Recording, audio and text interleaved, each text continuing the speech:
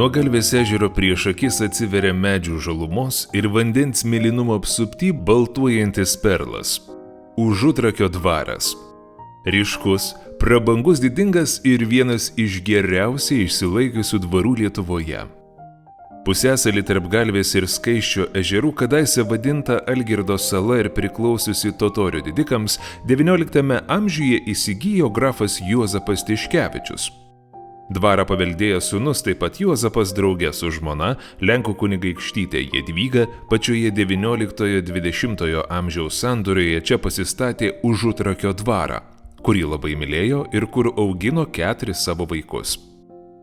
Neorenesanso ir neoklasicizmo bruožų turinčius rūmus išpuoštus įspūdingais Liudviko XVI stiliaus interjerais projektavo lenkų architektas Juzefas Husas. Didžiulė atvirais paviljonais karūnuota terasa tarsi įsilieja į pasakišką Trakų pilies ir ežero paveikslą. Kūrėjas puikiai išpildė grafo pageidavimą maksimaliai išnaudoti unikalaus kraštovaizdžio galimybes. Parką sukurti grafas patikėjo žymiam prancūzų kraštovaizdžio architektui Eduardui François André, kuris suplanavo mišraus, angliško ir prancūziško stiliaus parką, pabrėžianti žmogaus ir gamtos sugyvenimo harmonijos idėją. Prancūziškoji dalis – tai priešais rūmus atsiveriantis taisyklingų formų parteriai su karpomų liepų alėjomis, ornamentiniais gėlynais, marmuro vazomis ir skulptūromis.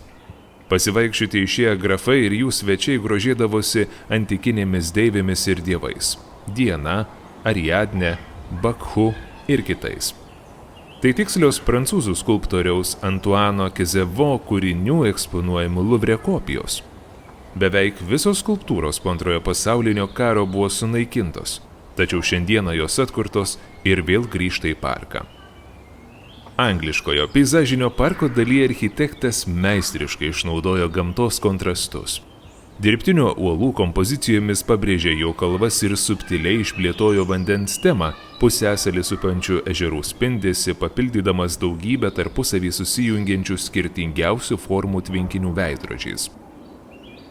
Eduardas André pirmiausiai buvo botanikas, tad nenuostabu, jog parke ir šiandien vis dar auga beveik 100 rūšių ir formų medžių bei krūmų. Daugiau nei pusė jų buvo specialiai atvežti kuriant parką. Parko pasididžiavimas – senovinių rūšių rožės. Nors šiandieną lankytojai dažniausiai į Užutrakį atvyksta ratuoti, grafo šeima sausumos keliu nesinaudojo, nes jis buvo skirtas ūkio reikmėms ir pramintas bulvių keliu. Didikai dvare dažnai vykusius priėmimus keldavosi plaustu, o nuo vandens vartų rūmų link vedė kunigaikščių alėją. Ant ežero kranto besikeliančius per sąsiaurį laimindavo mergelės Marijos su kūdikiu skulptūra. Užutrakio dvarą išlaikė turtingas ūkis su daug žemės, kaimais ir palivarkais. Ūkinis gyvenimas virė ir pačioje dvaro sodyboje. Čia stovėjo kalvė, arklidė, karvidės, sodininko ir keltininko namai ir net spirito varykla. Šiandien šis įspūdingas raudonų plytų pastatas renovuotas. Jame veikia istorinių parkų pažinimo centras. Anuomet svečiams buvo patiekiami savos receptūros gėrimai, čia pat gaminami prancūziški sūriai ir vietoje užauginti fazanai. Dvaras grafams Tiškevičiams priklausė iki Antrojo pasaulinio karo. Sovietų okupacijos metais čia veikė KGB pareigūnų sanatorija, vėliau pionierių stovykla ir turizmo bazė.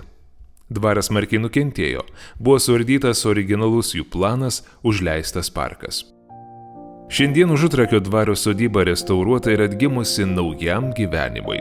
Čia nuolat vyksta koncertai, parodos, seminarai, spektakliai.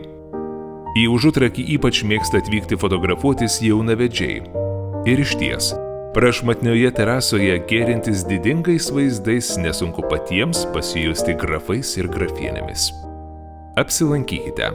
Te užlieja ir jūs XIX amžiaus Lietuvos diduomenės gyvenimo dvasia.